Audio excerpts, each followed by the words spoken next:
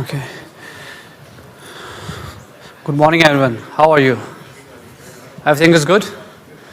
Okay, so this is week 3, and today we'll talk about requirements engineering. Before we start today's lecture, I just want to quickly go through a couple of things regarding assignment 1, which is collaboration activity 1. I believe most of you were able to form their groups, but still there are some students who either they were absent in the first workshop or maybe some other reason they are looking for a good partner. As you know, we have enabled self-assign. So what you need to do is, if you are still looking for a group partner, you have to come to the workshop, whether it's online or on campus, and you need to talk to the TA or myself if I am in that session, so that we can assign you a group. Okay.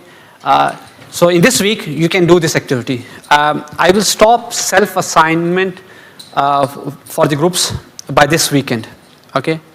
So we will stop self-assignment now. You will be in your group, and from next week, we will ask for anyone who is still not part of a group to provide us information so that we can manually assign, either create group for them, those who are left behind, or put them in a certain group. Okay. So we will do that next week. There's one thing more about minutes of meetings. Okay. Initial brief, it was mentioned in the template, but now I have removed it from there. And what we need to do is, in your group, in Canvas, when group is created, if you go to the group, you will see there are 3 dots over there. The view would be different for you because I have access to all of your groups. So when you go to your group, you will see 3 dots, I believe, over there.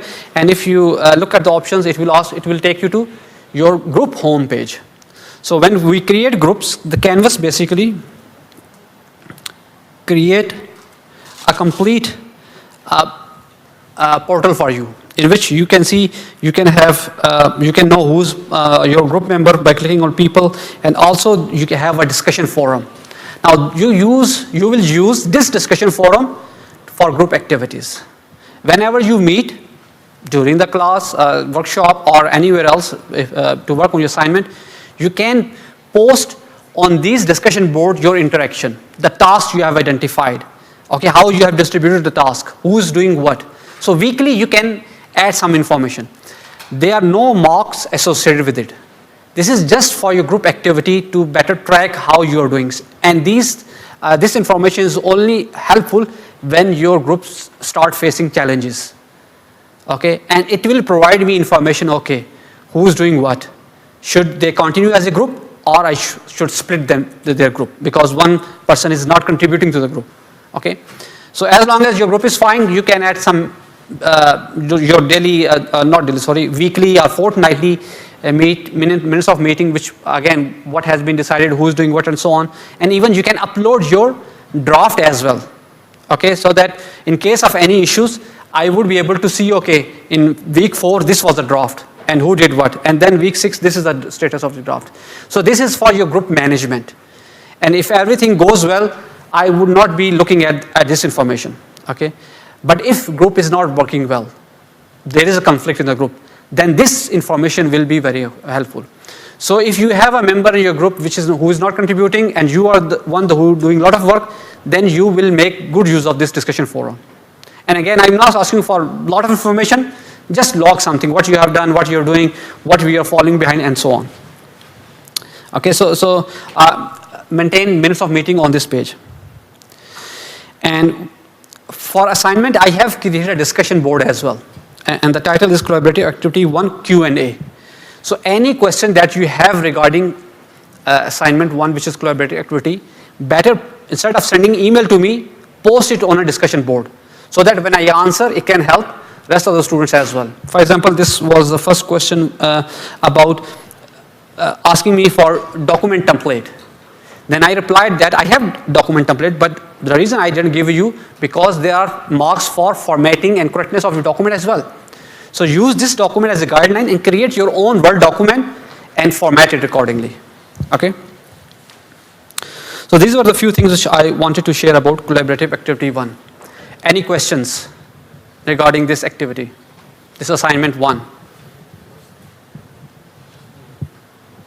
Everything is clear? That's good. But still, if there is anything, anytime, you can post it on the discussion board or on this discussion forum, which is I have created for this activity. The second thing I want to talk about is the quiz. So I will enable the quiz for you guys to attempt by tomorrow 9 a.m. Okay. So, and it will remain open, I think, till Friday. Okay. So there are 4 or 5 days, enough time for you guys. And I have given 1 hour for the quiz, which is again, if you know the answer, you can do it in maybe 20, 30 minutes. But sometimes some students may struggle. So that's why I have given 1 hour. This quiz will be from first 2 week lecture contents. Okay, the thing which we will cover today, it will not part of the quiz. So last 2 weeks, the things which I have covered, they will be part of the quiz. And I have provided some more information that it would not be asking for too much information. Against each question, I have mentioned maximum limit, but doesn't mean you have to touch maximum limit. You just have to understand the question and give answer in your own simple language terms. Okay, understand the question and answer what is being asked for. Any question regarding quiz? So it will be enabled tomorrow, and you will have 3 to 4 days to attempt that. And there will be only 1 attempt. So make sure your internet is good, your laptop is charged, and then start attempting that quiz. Yep. Any question? Everything is good? Okay.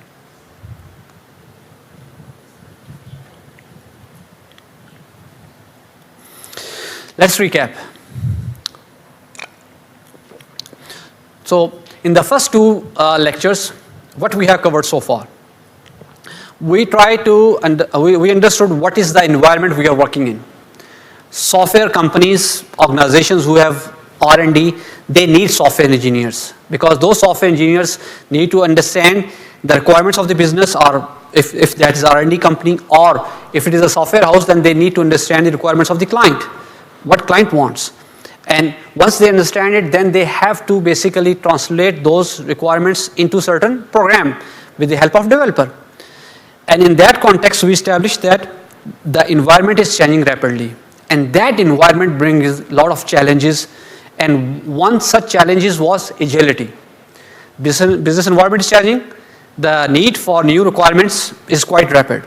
So plan-driven software engineering is not going to work for business applications. Okay, so that's why we move to agile methodologies for those environments where requirements are changing rapidly. Okay, and that was a philosophy of 4 methodologies that we discussed in the last lecture. Can you recall what were those 4 methodologies? Scrum.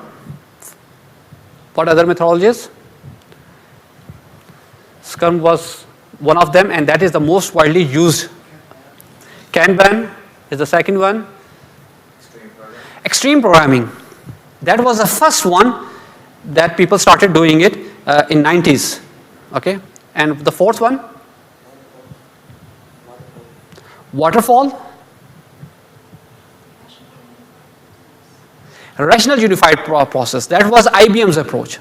So those are 4 different ways, different processes, but all of them have same activity, the 6 core processes that we discussed in software development lifecycle, in which the 6 were basically you start planning, and then you basically establish your teams and distribute the task, then analysis, design, development, and testing, followed by deployment of your system. So those 6 core processes are performed in each of these methodologies.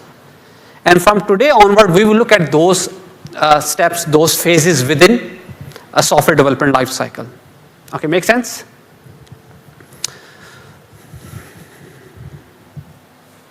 So this is agenda for today's lecture. So I will provide you some information about defining scope, defining the problem and the scope, because in your assignment you need to do this. Then we will start with requirement engineering, in which we will basically look at what is a functional requirement, what is non-functional requirement, because this categorization helps us to focus on our efforts. And then we look at requirement engineering process in detail, which consists of all these phases. And at the end, we look at what is the context diagram and why we need to build this diagram. So defining the problem. In a previous lecture, we have discussed that a customer that comes to us will either have some problem he's facing and ask you for a solution, or he may ask there's some new technology available that he wants to use in his business to capture the market.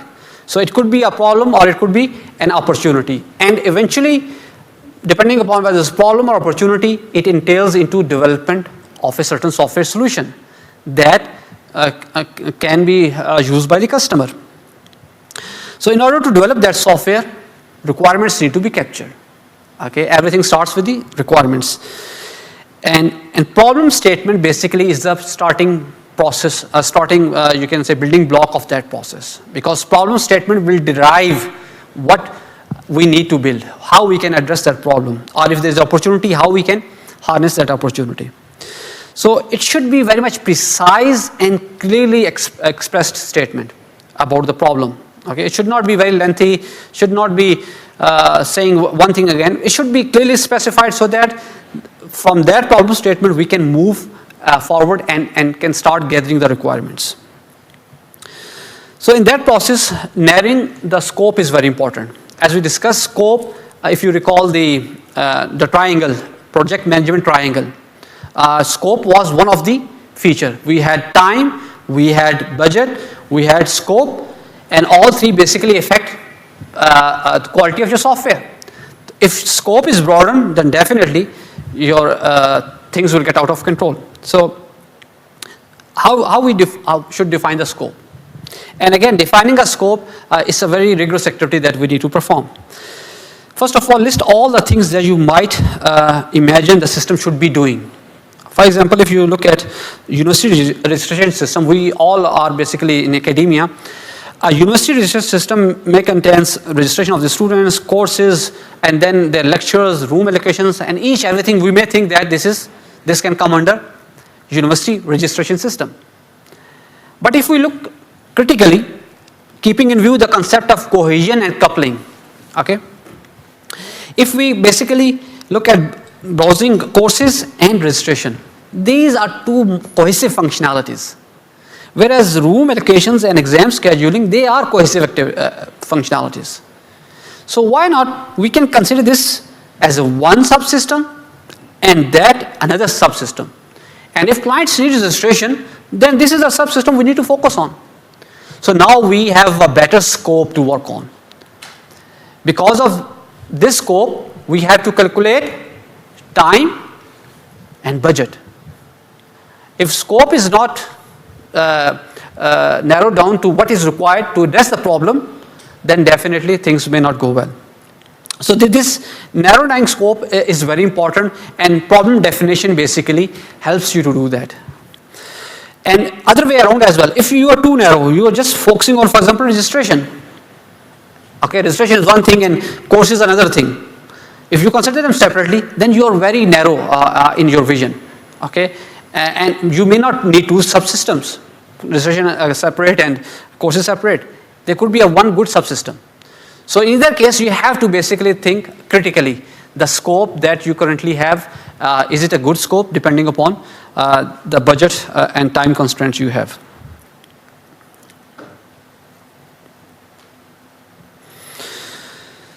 So then then the requirement engineering process will start. So what is requirement engineering? It is the process of establishing the services, the functionalities, the features that a customer requires from your system. So all the functionalities, all the features are the constraints on a system. They are all basically requirements of a system. Okay. And if you recall, we have discussed and I emphasized a lot on analysis and design. What is the focus of analysis? And how is it different from design? Who can tell me? What is software analysis or system analysis, and what is system design or software design? How analysis is different from design?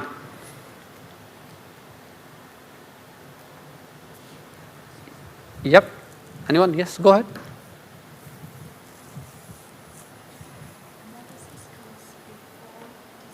Analysis comes before design. That's correct. What else? Involves delegating, communicating with the customer. It involves communicating with the client, absolutely fine. But how analysis and design, they differ from each other. I need to change the quiz. I need to add more question in there, I believe. Analysis is about what, and design is about how. What need to be addressed and how it should be addressed. Analysis focuses on understanding of the problem. What is the problem? What problem we need to address? What is the opportunity? It basically asks question what. Analysis is how you will achieve it. So how part is design. Okay. So make note of it. Look at the previous lecture recording because this differentiation is very important. Analysis focus on understanding of the problem domain. What is required? For example, for information system, we need login. Okay, we interacted with the client and he said we need authentication, we need login. So during analysis, interacting with the client, we identified that this is what we require. Now, what should be the design? Design would be whether we use username password, or we use biometric, or we use voice recognition. So that is the design part, how we will achieve it. Analysis is part what we require from what we need from the system. It's just a login functionality. But in design, we talk about how a system will deliver it. Okay, that's functionality parts coming. I will elaborate it on detail in upcoming slides as well. So requirement engineering is this entire process of requirements gathering. Okay, in which what features and what constraints. I will build on constraints as well. Feature, we know that we need registration, we need shopping cart, we need payment module and so on. But there are certain constraints on system as well that this system should be developed in Microsoft technologies. Client can say it to you. Okay, so I will come to constraint as well. So analysis activities are the one we basically focus on during requirement engineering. So we are getting the requirements, we are engineering requirements by interacting with the client, and this is basically analysis. Okay, and RUP, we basically identified that analysis activities involve basically these things. And in this lecture, we will go them in more detail. So what is a requirement? Requirement is a feature, a functionality, a service that we want system to perform for us. From us means the client, the end user. Okay. So the requirements are divided into two types or categories: user requirements and system requirements. User requirements, if you recall, we discussed a user story. In the last lecture, in extreme programming, we discussed about a user story. What is a user story? Is it the way the user used the program? It is the way user perform a functionality. As a house manager, warehouse manager, I want to process the order as quickly as possible within the business working hours. So we discussed these user stories for requirements gathering. Okay, so user stories are basically user requirement. We are interacting with the user. Either user will write it for us, or we help the user to write them. So we call them user requirements. So user requirements are basically all about the goals we want to achieve from the system. Okay, so user requirements are abstract. The client explains to us how he wants to perform his functionality, and they write user stories, or we help them to write user stories. All those requirements at high level of abstraction, we call them user requirements. So in analysis, we focus on user requirements, but we also, from user requirements, we move towards system requirements. And system requirements are all about the functionalities, how we will achieve them in our system. We call them system requirements. So in short, as the name suggests, the system that we will have to build, this is that system requirement. And user requirements, what user want. okay, the goal. So if you look at this example, it says a medical system basically shall generate monthly management reports showing the cost of drugs prescribed by each clinic during the month. This is a goal. This is a user story. And if you recall extreme programming, we discussed a user story which was about prescription of a medicine, and we said that this prescription of medicine has different scenario word I will not use right now, but it has different goals in it. And we discussed that the development team identified tasks from this user story. Okay, so the goal is this functionality, and the tasks are the functions that we derive from that functionality, that how system will achieve. So this is a user requirement. The function requirement is all about the details how system will work, the functions. For example, the first task is on the last working day of each month, a summary of the drugs prescribed, their cost, and prescription. And the prescribing clinic shall be generated. So step by step now we are outlining the task the system need to perform. Either you have done programming or you are doing programming. In program, computers are dumb machine. You have to write down each and everything. What would be the input? Input needs to be saved in a variable, that those variables need to be multiplied, and then output needs to be saved in another variable, and then you can print out. So you have to outline each and everything. Similarly, in system requirements, the logic, how system will achieve that functionality, you have to document that as well. So user story is a starting point. You can think of that is first iteration. You started engagement with the client in agile environment, and you started with user stories. In second iteration, after spending 6 days, recall the case study we discussed in the last week. In six days, you perform all those activities. You started with user stories, and then you did some of the other design activity if possible. Otherwise, in the next iteration, you come back to it and you start with more detailed system requirements documentation. Okay. Now, why we have these different requirements? Because there are different people who understand the information in a different way. User stories, when we start understanding of the system and we write user stories, the client can give us feedback. Okay, this user story has this issue, or this can be done modified in this fashion. So all the users of user story are client managers, system end user, contract managers, system architect.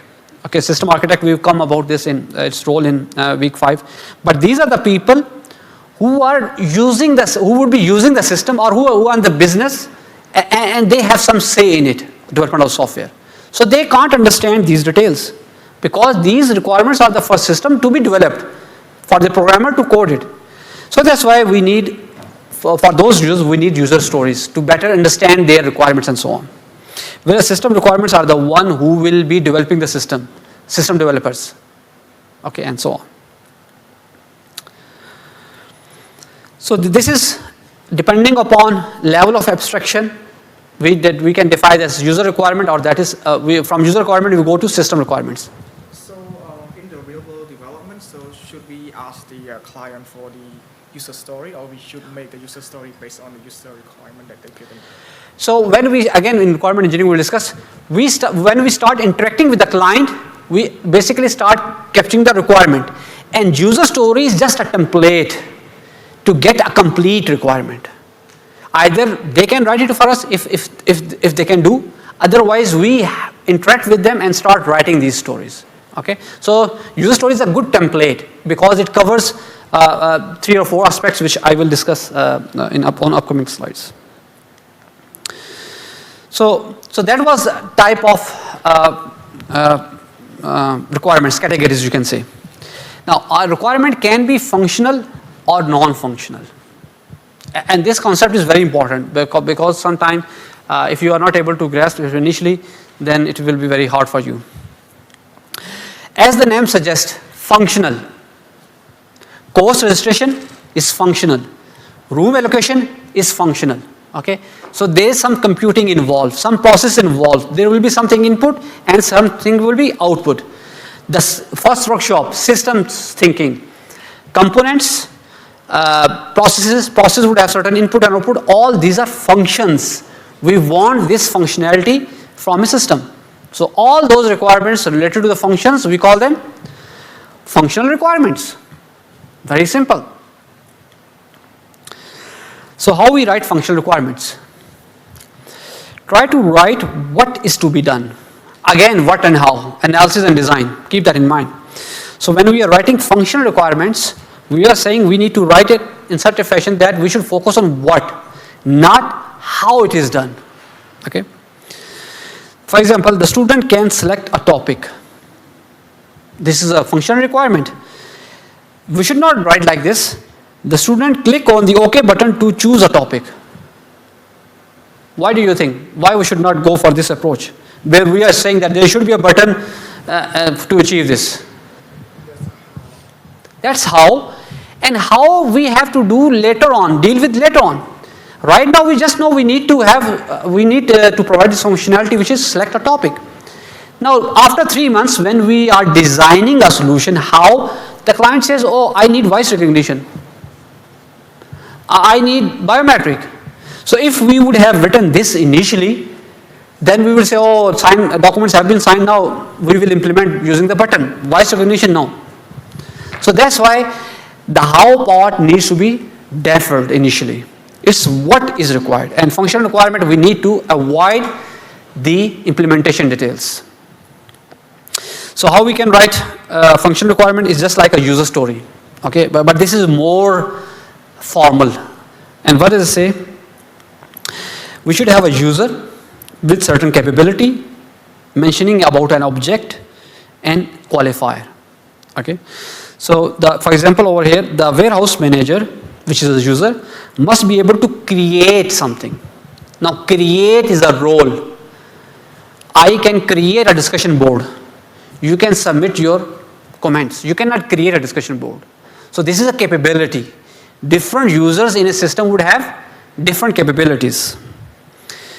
An incoming stock record. Now record is an object. In programming you create classes.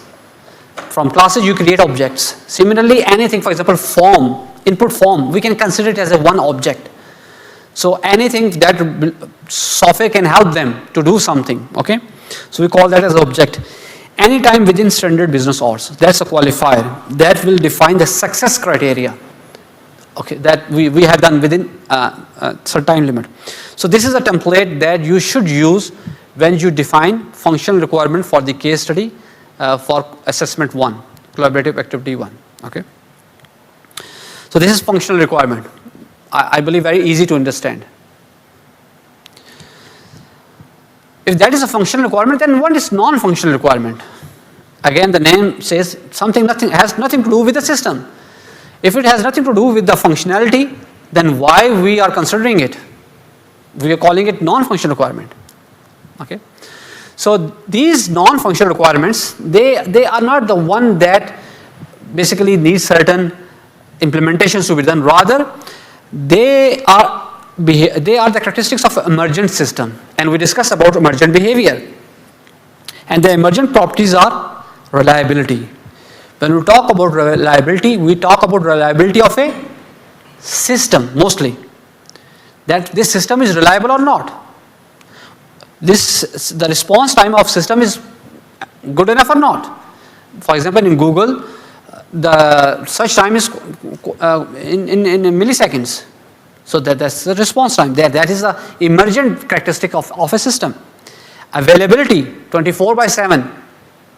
Software has been implemented, all functionality in university registration system. But is it available 24/7 to the students or not? Information is secure or not? Security. Okay. Usability. A person with disability, a blind person, can he use the software or not? So all these characteristics are called as non-functional requirement. Okay. Why they are called non-functional requirement? Because they reflect how well functional requirements are implemented. I will repeat. If you implement your functional requirements in the best possible manner, I will discuss what that manner is, then your system will have a non-functional requirement, which is reliability. Let me give you an example quickly. For example, we have two components or maybe systems. Let's consider components who are over the network. This is one is component 1, one is component 2. And the functionality that we need is basically they send message from one to another. Okay, forgive my diagram. Important thing is this component send message to this component and they are over the network. Okay, like you send emails to another fellow, the email client are distributed. Okay, they are distributed over the network. One might be sitting in this state, other one might be sitting in another state. So they have to send messages and messages go over the network. The functional requirement is the component should be able to send messages. And these components are sending and receiving messages. Functional requirement is met? Yes, it is met. What about reliability?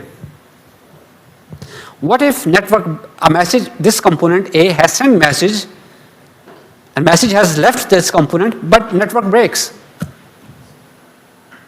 And component B never receives the message. What do we say about reliability of the systems of sending messages? When network breaks, it's not reliable. If you don't have connectivity or connectivity, there will be interruptions, then this system fulfilling the functional requirement, A is sending messages to B, but the system is not reliable. Because if networks break and message has left this component, then message will be lost over the network. How we can bring reliability into this system? What we should do? Anyone? Give me a solution. So this component sending messages, and sometime it might possible that the message does not received by the component B. How we can make this system reliable? There should be certain error messages. There should be, normally what we do have buffers. So TCP IP protocol, if you have, so with each system, with each component, we have buffers. When message is sent, before sending that gets buffer over here. And it asks it basically wait for component B to confirm message has been received. Then message will be removed from buffer. Otherwise message will be kept in buffer unless confirmation came from the component B. Once component B say, okay, I received your first message, then we can remove it from buffer. Similarly, we can have buffer over here as well. Now this system is again fulfilling the functional requirement, but now it's reliable as well because it has some additional component which is buffer to ensure that message if get lost and we don't get confirmation from component B within a day, we will resend the message. So now this system is reliable as well, fulfilling functional as well as non-functional requirement. You got it? This concept is very important, and believe me, even sometimes graduates, they were not able to differentiate what is functional requirement and what is non-functional requirements. Okay, so after the lecture, whatever I explained, go through this recording as well, and if you would come up with any questions, let me know. So non-functional requirements are constraints and performance goals we want from the system. So environmental constraints, that this type of hardware, that it should use just Linux machine only, it just use Android only. These are constraints. It has nothing to do with functional requirement. So these constraints are non-functional requirements. Implementation constraints, which language you should use, which development tools you should use. These are all constraints. Interfacing with other existing systems. If an organization, this is a new system, it needs to communicate with other information systems. These are all constraints, and so on. So non-functional requirements are emergent properties of a system, and mostly they apply we see as a system as a whole we consider. Okay, and in the world of today, non-functional requirements have more preference, importance than functional requirement. Because if your software does not give response time is high, then client will not use it. Although it is searching, but the response time is not up to the level. Security, if your software is not secure, no matter functional requirement is doing everything, It is managing all the university tasks, but if it's not secure, client will not use it. So non-functional requirements are of paramount importance. And in order to document these requirements, we do need certain guidelines, frameworks. So FUPRS is just designed to help us to categorize the requirements and verify that, okay, we got all the possible requirements. So this is basically acronym, stands for F for functional, U for usability, R for reliability, P for performance, and S for security. Once you have this information in front of you, then you basically start a collection of the requirements, and you can classify, okay, do we have any usability requirements? Do we have any reliability requirements? Do we have any performance requirements? Do we have any security requirements? So this framework can guide you to better focus on your activity of requirements gathering. So this is example again is to understand the difference between functional and non-functional requirement. How many of you know about how old phone system basically worked? The wired one. Have you seen any one of them? No, you haven't. Your generation haven't seen that. So previously, I'm sure you must have seen in movie. Previously, before these mobile phones, we had wired phones. Everything was wired. So as you can see picture over here. But now what we do have today is Skype. Now the functional requirement of Skype and old line phone is same, and that function is to talk to each other. You can use this one, you can use this one. It serves your objective. Okay, it serves your objective. You can communicate with each other no matter where you are. Okay, but these two are totally different systems. And what differentiate them? Non-functional requirements. Okay. So what are the good qualities of Skype? It's a software. You can install another instance within 5 minutes. What about installation of new or old line phone? You need a hardware, you need a line, it needs to be connected to the central switch router and so on. Okay, let me remove these boxes so that, okay. So Skype is a software, it has very good scalability, reusability, whereas these old phones, they need physical infrastructure, hardware, and it may take 2 weeks to install them. You can add new feature into Skype very easily and just roll the updates. Adding new feature in this, definitely, it's not that easy because hardware is you may need to be updated. So these are non-functional requirements. That's why we call them quality attributes. So nowadays we call them quality attributes because non-functional requirements just give us some intuition that they are not important. Functional are important. So traditionally we used a lot non-functional requirement, but now we prefer to use quality attributes. Okay, because they determine the quality of your software. So you can see that their non-functional requirement or quality attributes that differentiate them. Functional requirements are met by both systems. And in week 5, we will discuss about architecture, software architecture, which I mentioned to you is a skeleton of a software. Like human have skeleton, similarly software has a skeleton. That skeleton will determine what quality attributes that software would have. I will repeat. The skeleton of the software, the architecture of software will determine what are these quality attributes software would have. Different skeleton, different software architecture will yield different quality attributes. Okay. So this is how we differentiate quality attributes from functional requirements. Both are important. If functional requirement is not met, definitely client will not use it. But if they are met, then quality attributes need to be met as well. Okay, it's now now you have to tell me which of them is functional requirement, which is non-functional requirement, and sometimes we don't have enough information because user story is one sentence and maybe it does not carry information that can help us to classify it whether it's functional or non-functional. In those cases we say this is something else, and we will go back to the client and ask some more questions to qualify that whether this is functional requirement or non-functional requirement. Okay, the first one is The system must send an email whenever an order is placed.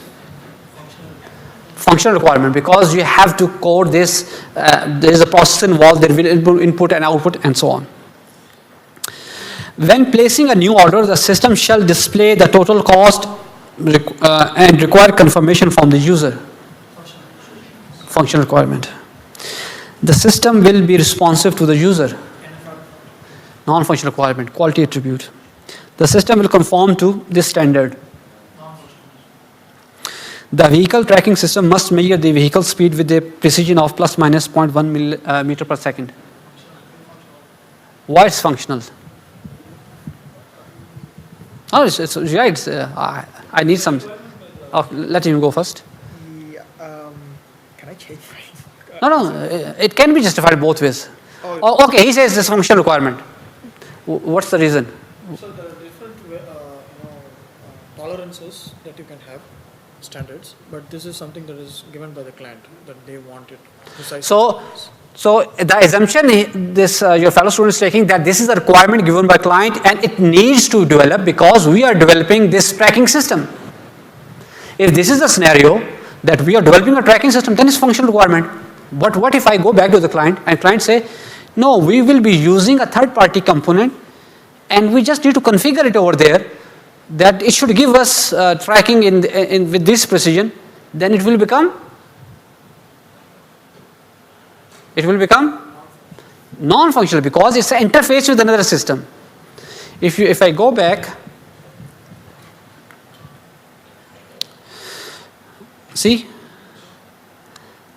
interface requirement. Now I went back to the client and client told me that we will not be developing this, rather we will be using another component which we have purchased already. You just need, when you send a message, you need to say that precision should be this much. Now it's a quality attribute for me because I don't need to code this as a functional requirement, rather it needs an interface. My system needs to communicate with another system with certain information. Okay, so it's a constraint on the system. So it will be a quality attribute. But with this information,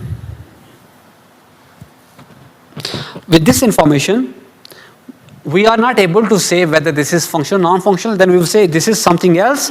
We go back to the client. Client will give us more information. Then we will say it is functional or non-functional. Okay.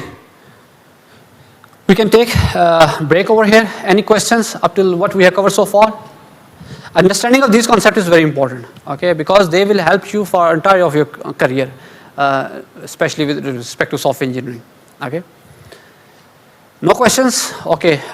You can take break 15 minutes, and then we will start with the requirement engineering process. Pause the recording.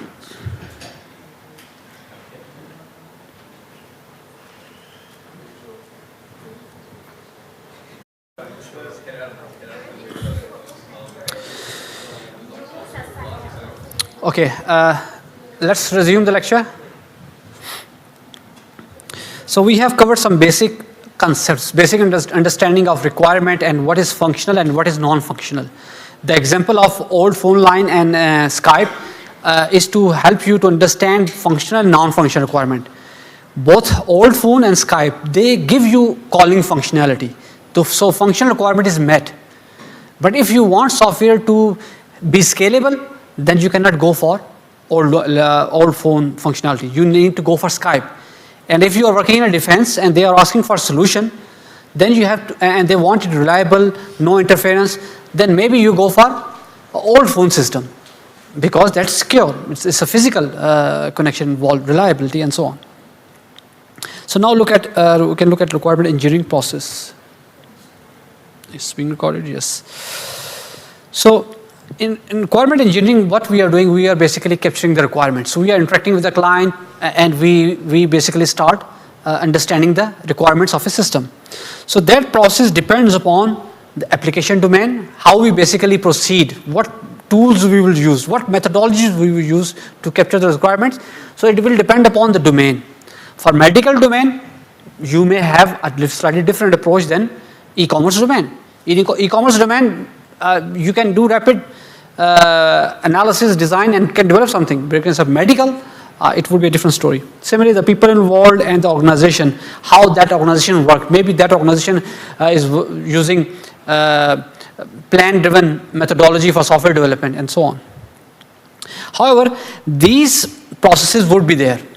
Like we have software development lifecycle with core processes, no matter it's extreme programming, Scrum, Kanban, or RUP, the 6 processes were there. Similarly, these are the 4 activities, or you can say the phases, that will be in requirement engineering. And they are iterative and they are interleaved as well. And this picture basically is the spiral, each spiral basically represent one iteration. So we start with some basic business requirements, then we do some feasibility study that everything is good, we can proceed on this project, client is happy. Then we start with user requirement and then user requirement specification, and then if possible we can develop something. Rapid prototyping is basically, okay, you got some requirement, develop the software quickly, gives one increment to the client to work on.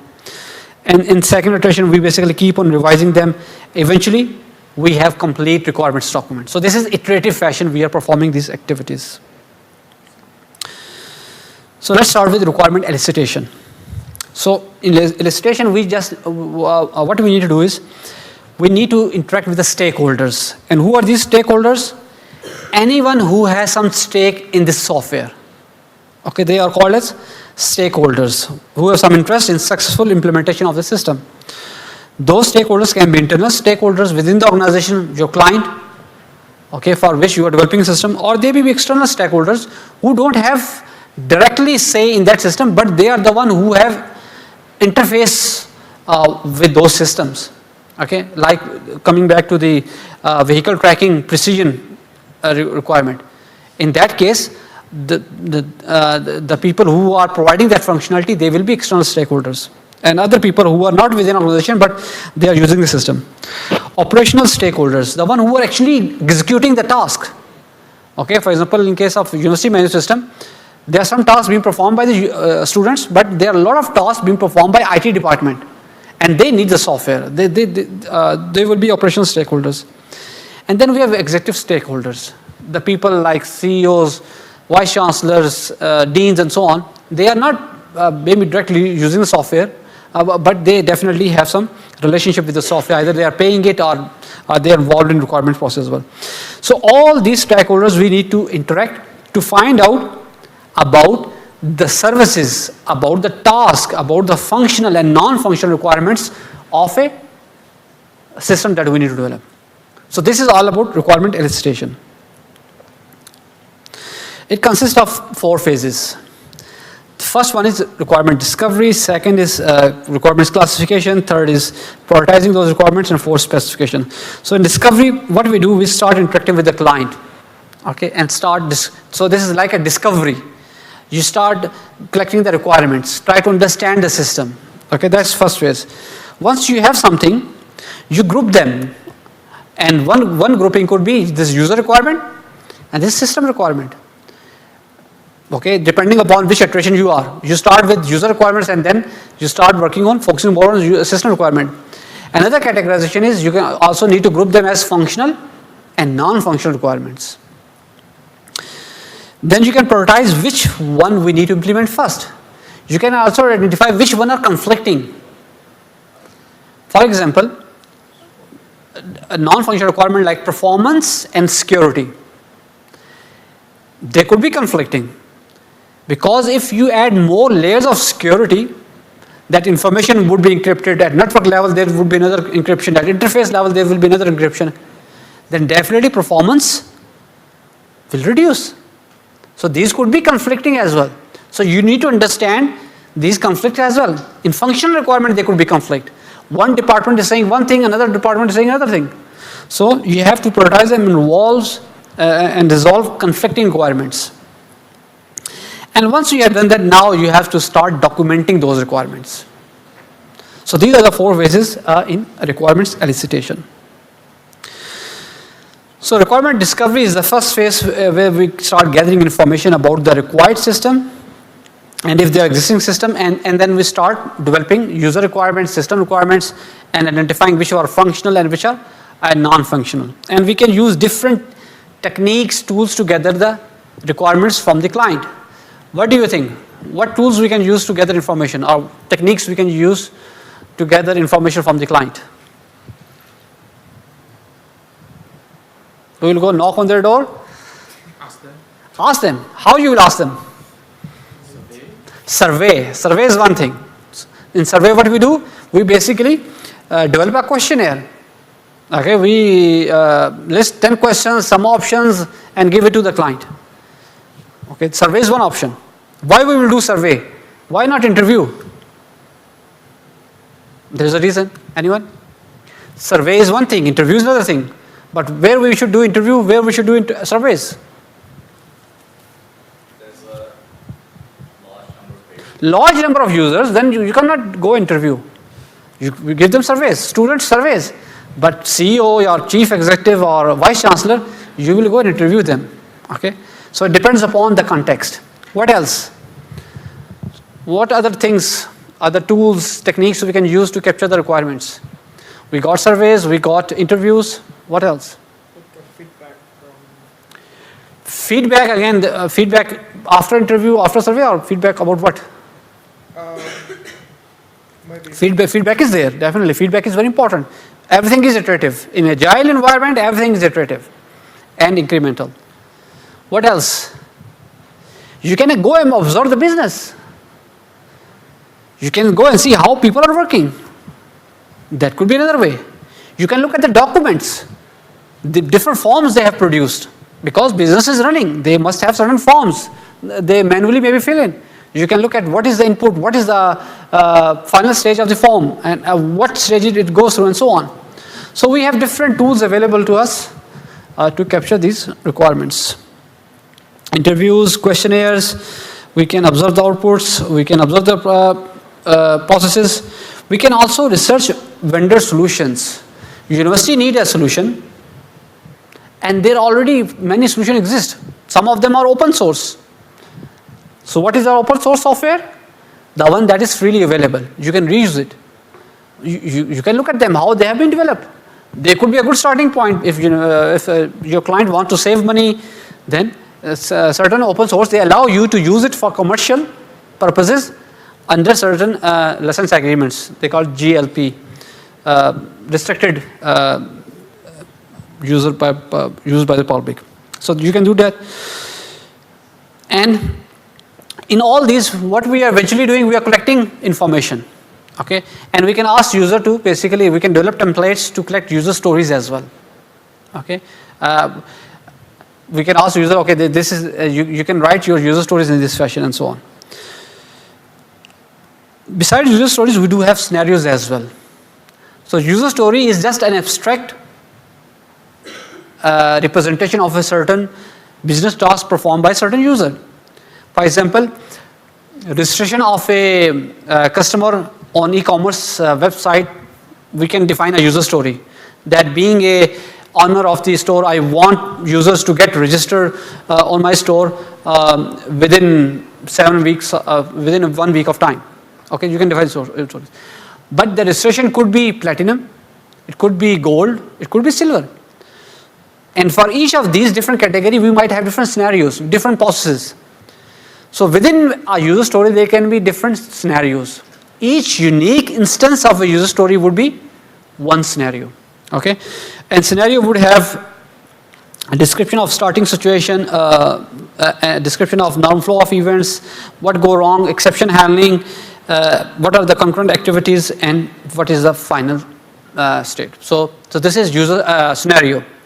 So within user story, we can have different scenarios. User story is abstract, but scenarios are more materialized. They are prescriptive in nature. Okay, so this is how we differentiate from user story and user scenario.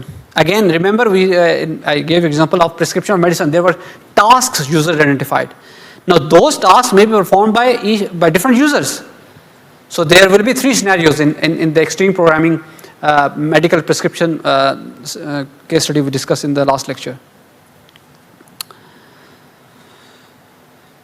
So interviewing is again it is one of the most important and used tool for conducting the for requirements gathering. Interviews could be formal or informal. Okay, it could be closed interviews where you basically share your interview questions with the client, with the to whom you are going to interview first. Whereas it could be open-ended, where you start your discussion with some questions, but later on it will be discussion and deliberation and so on. So for interviewing, it's very important you should prepare very well, because that time you have scheduled for it, and that person might be an important person, he might not be available to you to answer your follow-up questions. So you have to prepare very well. So in that preparation, one thing you can do is you can group your questions under certain themes. For example, you can look over here. What are the business operations and processes? And depending upon which user you are targeting, you can ask them, you can define question under this theme. Another theme could be how should those operations be performed and what information. So again, you think each theme has some specific objective. This theme is just looking at high level of abstraction, the processes and operations. Whereas the last one is specifically looking for information within those processes. Now, if you're meeting a person who is a high level, you might not be asking these questions to that person, because that person does not know what information is required in these processes. He's at high executive level. He can tell you about these processes. Whereas the person who is an operational stakeholder, you can consider, he would be able to answer these questions. So this is very important, that you should group your questions under certain themes, and you should know who can answer your questions. Is it a high level executive or it's some operational level person? Prepare questions for questions very well, especially what should follow questions you can ask. So you conduct an interview, you collect your information, and then you have to document the answers. So this is very important, that you document each and everything. And follow up as well. Let me show you an example. This is a checklist for what you need to do before interview, what you need to do during the interview, and what you should be doing after the interview. These are best practices, I believe we all know, and you can go through them. And this is just one example over here. You can see that objective of interview with this guy William is determining processing rules for sales commission rates. So this is very well defined objective. He would not be asking anything other than this objective he mentioned over here. Then the participants who are involved, and within their team, who else is involved. So you need to have all this information. It should not be like that you did not think all about this, and when you go there and you basically not able to get the required information. Then you have questions, and then you have follow-up things, what you need to follow up, especially the open item list, because you are not able to get answers for each and everything. So the open items are the ones you need to follow up. And how to follow up, again, you need to determine that as well. And this is an example of a open items list. For example, issue title is the requirement we are discussing about the shipment, and partial shipment is again one thing which we need to tackle. Date identified, target date up till which we have to address this, because the design team, they need to start working on the increment. Okay. Who is responsible and who is the contact person, and your comments, what you need to follow on. When you capture requirement, especially in medium to large scale organizations, you will definitely working in a big team, and you will be meeting and interviewing many people. So these comments are very important, so that you can easily pick up from where you left. So you need to maintain this list as well. So that's elicitation. You interact with the client, you use different tools to capture the information, and now you have to document that information, which is specification. So now you have whatever notes you have created, whatever user stories, templates you have you got from the client. Now you have to put them in a document, which we call the phase as called as requirement specification, which is writing down these requirements. So there are different ways we can do that. And the first one and the most obvious people do is natural language. Okay, because it's quite easy, we can do it. So if we're just relying on natural language, it will be just numbered requirements. Like in your assignment, you would be numbering them initially, that this function requirement 1, 2, 3, 4, these are non-functional requirement 1, 2, 3, 4.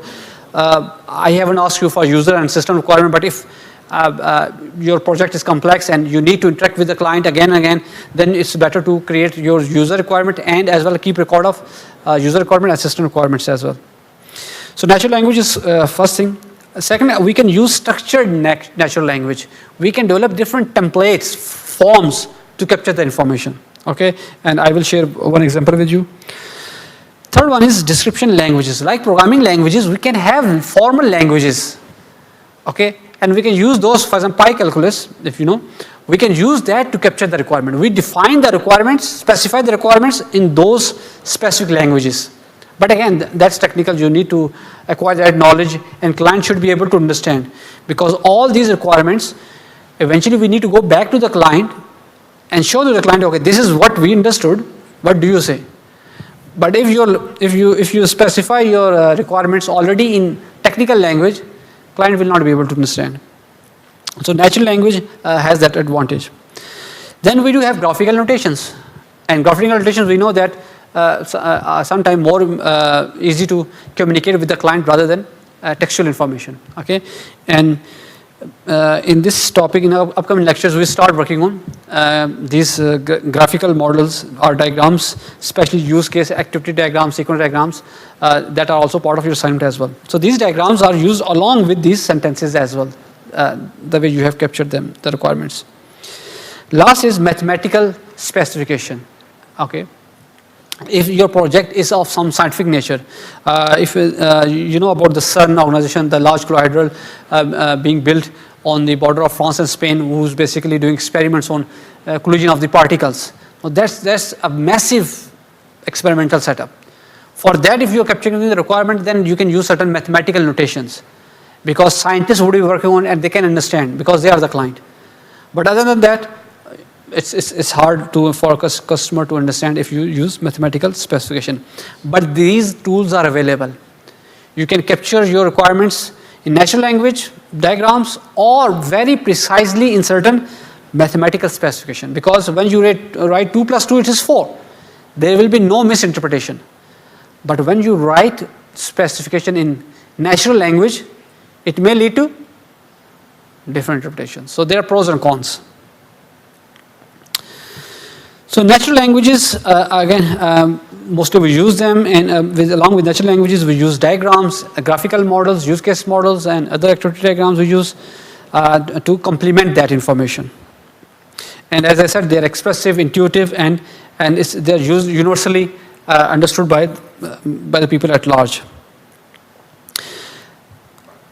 But we need to understand that when we are using natural language, we have to capture the requirement using certain format, standard format, and we should differentiate what is the mandatory requirement and what is desirable requirements.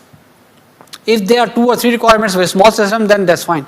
But if systems are complex and we are in an agile environment where we have to be iterative and incremental, then it's very important to understand which are immediate requirements, which are mandatory for the client. Then we should use shall word, that this shall be done, and so on.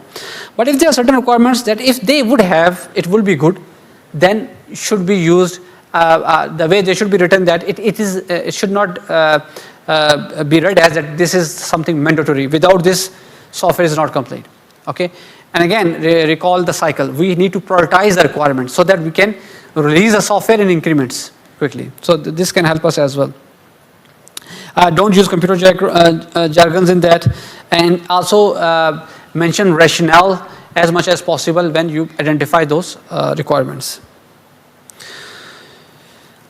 As I said, there are certain problems with natural language. There are a lot of advantages. It's easy to write. You can start quickly, immediately. Don't you need any tools and so on. But lack of clarity in your requirements can lead to misinterpretation. Okay, like I gave you example of when I asked you about tracking system. There was not much information in there to classify it as a functional, non-functional. Requirement confusion, mix-up. Because functional, non-functional requirements are mixed so much that you are not able to differentiate them. You have written without any template, any following rules, that now they are mingled up with each other. Okay, you are writing a functional requirement and writing too much or within maybe 5 functional requirements you just wrote in one sentence. by adding these conjunctions and or and so on, not and but not and so on. So that basically make the situation complex. Functional requirement should be as simple as possible. So we should not basically do requirements amalgamation where they have been mixed up.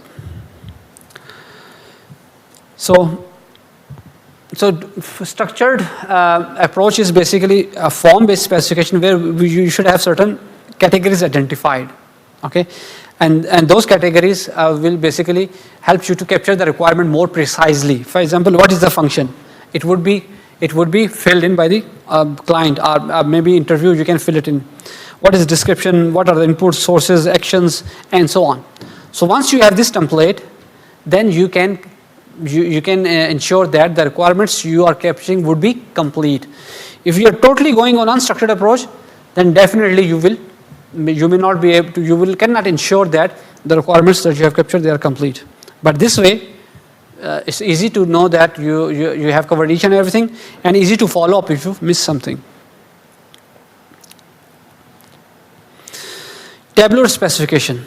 Again, along with the natural language, if there are too many alternatives are involved, too many actions are involved, the decision logic is very complex.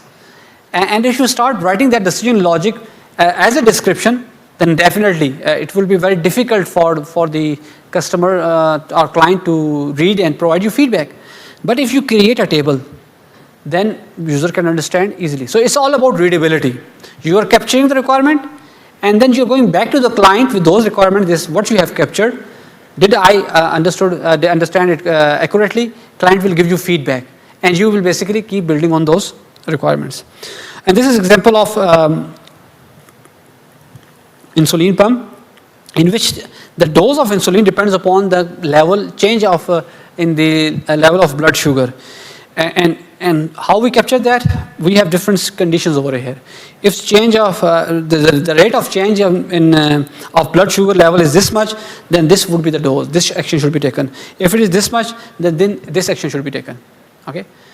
So along with natural language, where we have these scenarios, we use either diagrams or tables to make those requirements explicit, to leave any room for misinterpretation. So this is specification, and the third option that we have is to use diagrams. And as I mentioned in your assignment, you would be using natural language, as you will be listing all the functional, non-functional requirements, but additionally you will be developing certain models as well. And those models are visual models, and we basically develop different visual models that depict what are the functional requirements of the system and how those different requirements interact with each other. Okay, and we use UML language to do that. And these are some diagrams, and from next week we will start the diagrams. Okay, so I will introduce you to UML notations, how to understand these diagrams. I will do in next lecture. So these diagrams are basically requirements models. We develop these during requirement elicitation process. Okay, we are doing certain, started with very brief information, user stories, then we identify tasks which we call system requirements, and besides we also identify which one of them are functional, non-functional. Along with them, we will be developing these to better understand what the domain, the problem, and so on. So in principle, we have established that what the system should do must be separated with how the system should do it, which is analysis and design. We should keep them separate. Okay, analysis is all about understanding the problem. Once you understand the problem that, okay, client needs login functionality, the analysis part is basically how we will achieve that functionality. Okay, theoretically we are saying that analysis and design should be separate. Okay, but in practice it's not possible. There's overlapping involved. When you will be doing analysis, as soon as there is enough amount of requirements you have collected, you will start a design as well, and they will go hand in hand, and you may go back to again client for requirements. This is the essence of incremental software development, agile. We discussed before as well. So they're not separable. Especially, a system architecture may be designed to better structure the requirement. Coming back to the example of telephone and Skype, I said first established that functional requirements are met by both the systems. Then I said that both systems have different architecture. And I said the architecture will determine what quality attributes they would have. Okay, which one is more reliable, which one is more scalable, and so on. So when you are collecting the requirements, you need to start working on design, and architecture is a design part. That what would be the skeleton of our system, what would be the components, how they communicate with each other, the cohesion coupling slide, if you recall. On slide we discussed cohesion and coupling, the components having links with each other, and I said this is the architecture of a software. Okay, so the architecture of software will determine what qualities your software would have. So when we are collecting the requirements, we need to start working with design as well, and architecture is a design. Okay. So the system may interoperate with other systems as well, so that should be a part of design as well. Okay.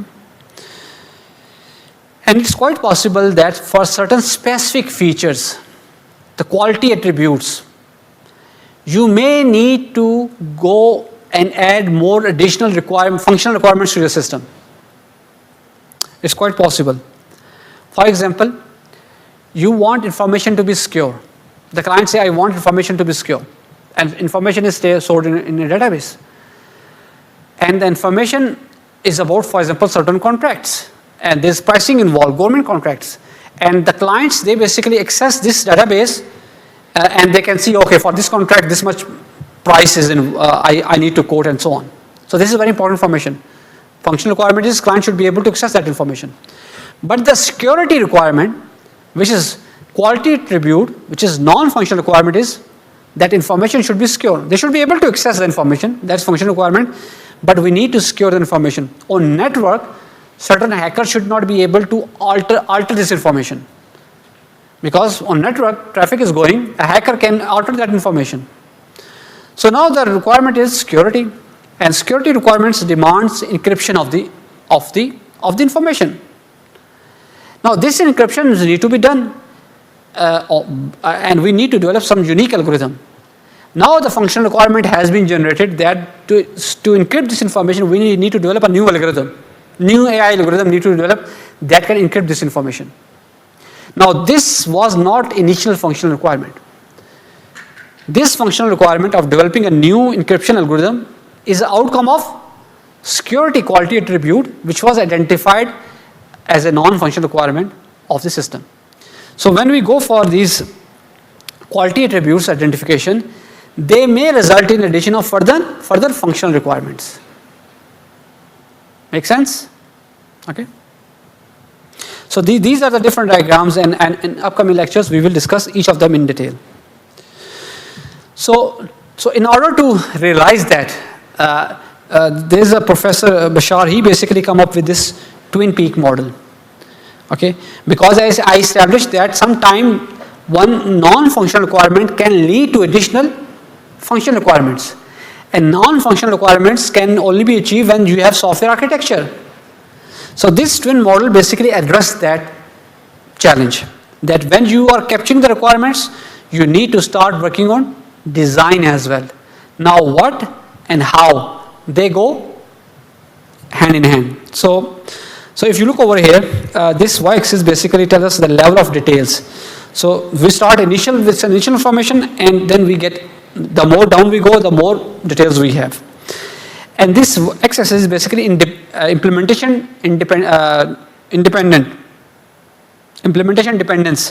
The more we go on this side, it means we are more dependent on some specific technologies to implement. The more we are on this side, we are independent of any implementation constraints. Okay, as I said previously, login, how to be implemented.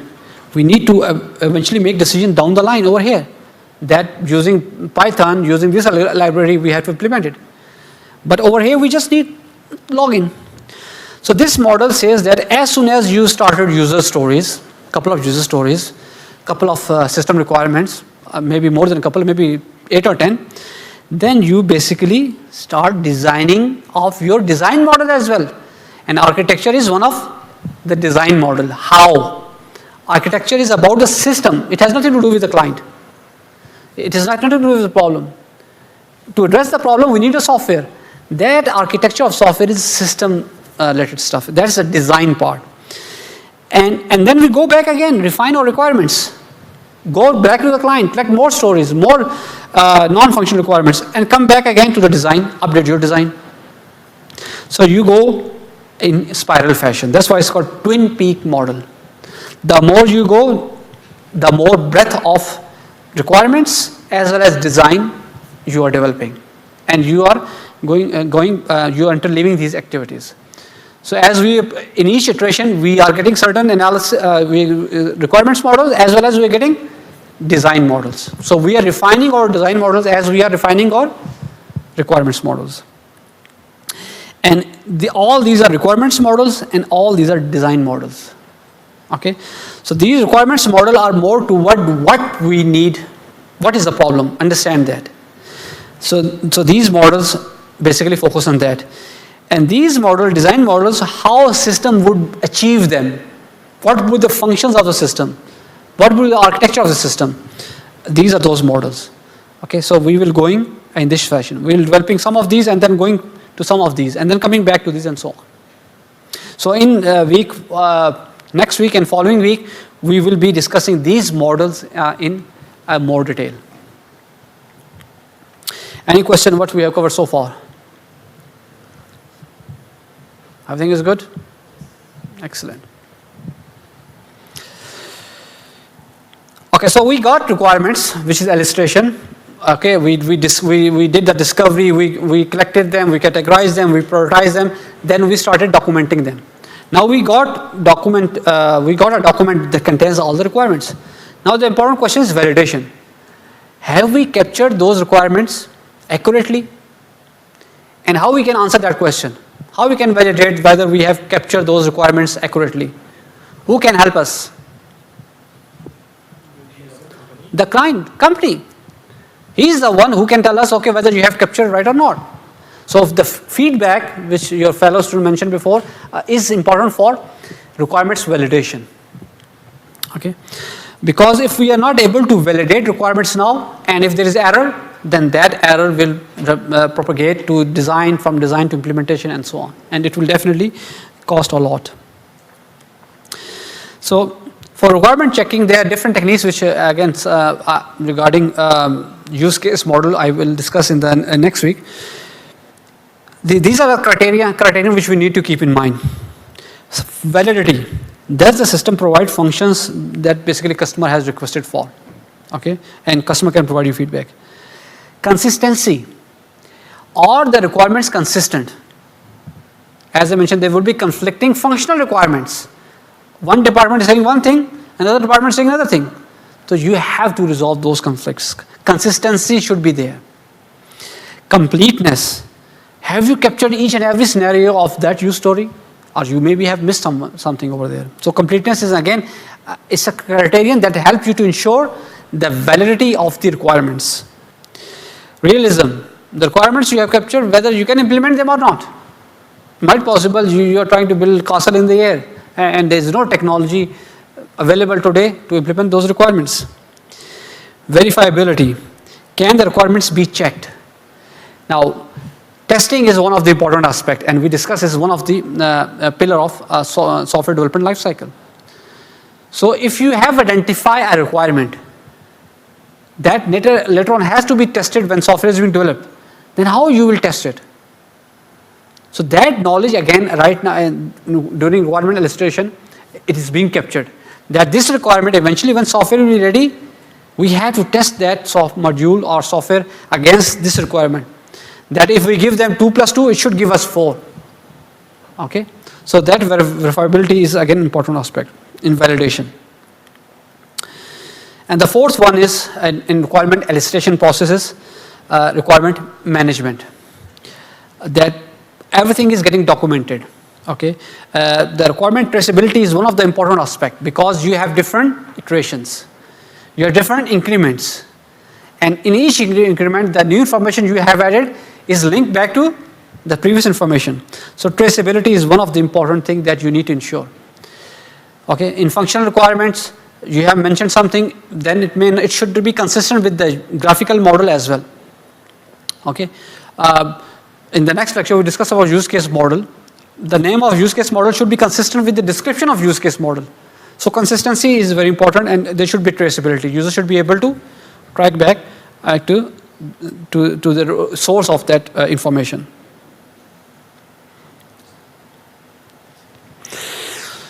Now, in this process, requirement illustration process, we may come across various difficulties. For example, we don't have understanding of the domain.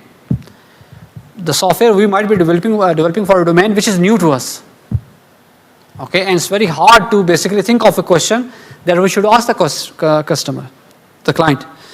So in that case, prototyping is a good way forward. At prototyping, as I mentioned, is basically the increment. Quickly you have built something, show it to the client. Client gives you feedback, improve it. Show it to the client again. Client will give you feedback. So depending on feedback, keep on improving until client is satisfied. So this is what we can do. If requirements are changing rapidly, then we have discussed we need to go for agile development, iterative and incremental development.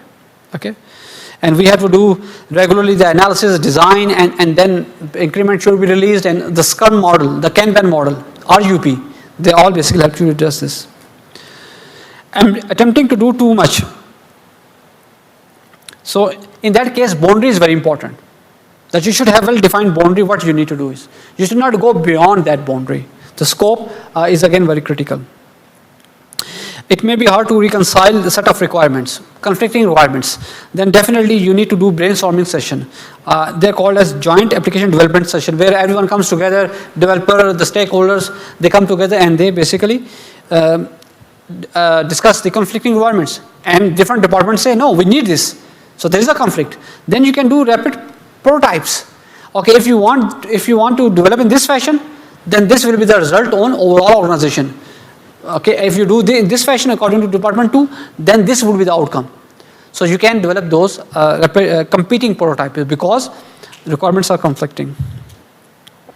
If it is hard to state requirements precisely, then break down requirements into simple sentences, review them carefully, look for potential ambiguity, and make early prototypes. The prototypes are increments.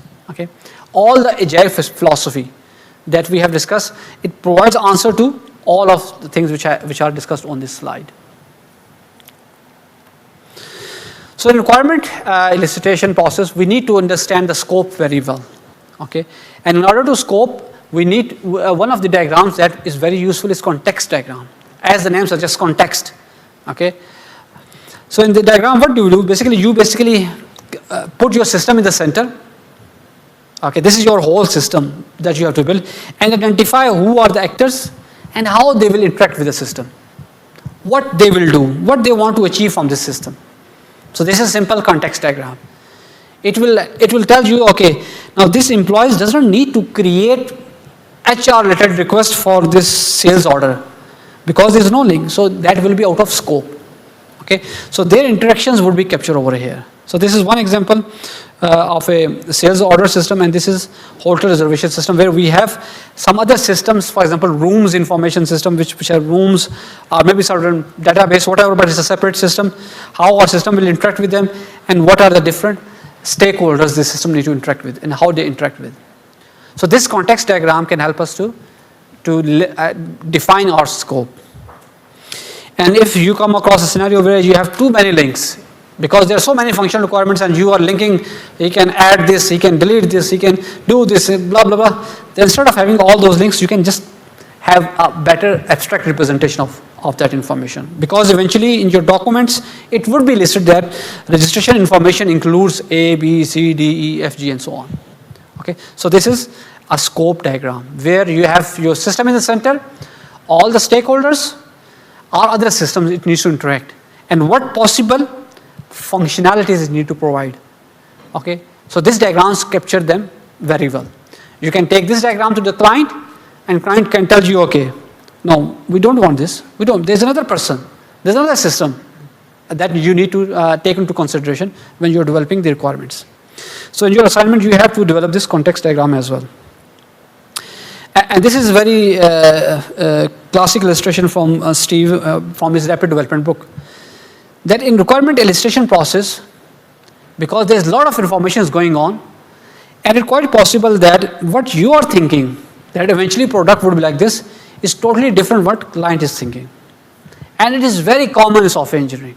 And this picture depicted. So in order to overcome this scenario, we have these different templates, techniques, methodologies, so that an agile nature of software development, so that instead of waiting for the final product, we start building the product, give increments to the client, so that eventually, instead of waiting for the final product, then client will say, oh, what you have given me, I was thinking of something else. You start giving the client the software in increments, so that if client has to change his mind, or we did not understand the client correctly, we can rectify the course of action as soon as possible. These are the references. Questions? Everything is clear? Good.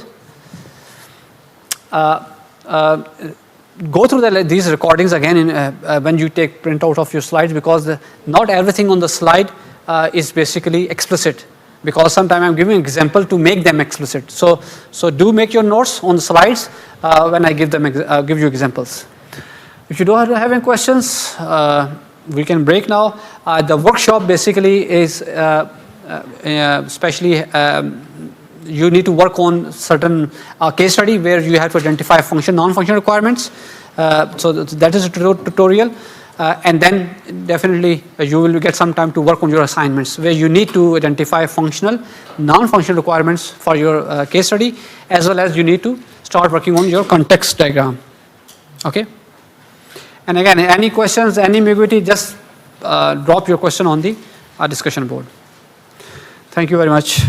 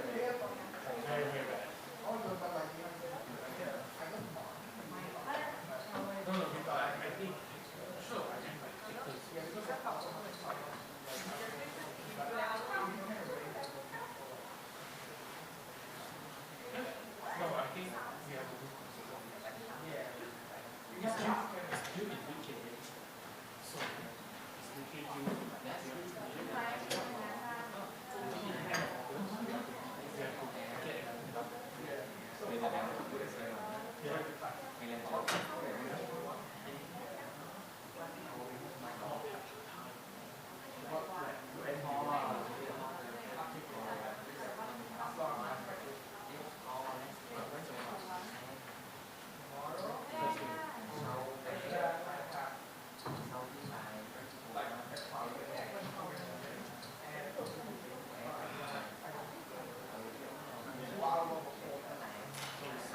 này là cái